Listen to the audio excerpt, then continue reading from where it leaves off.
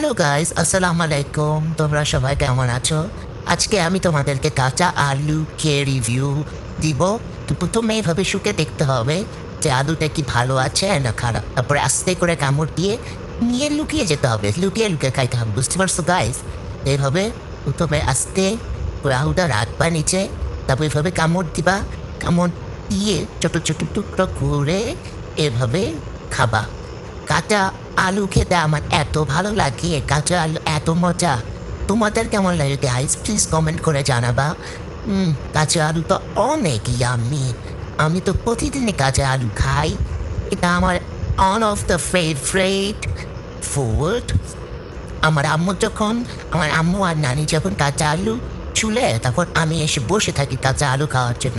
মাঝে মাঝে চুরি করেও নিয়ে যাই। চুরি করে নিয়ে তারপর লুকিয়ে লুকিয়ে কাঁচা আলু ভাবে খাই। কাঁচা আলু খেতে যে কি মজা, তোমরা যদি না খেয়ে থাকো একদমই বুঝতে পারবে না। আমার কাঁচা আলু এত ফেভারিট গাইস।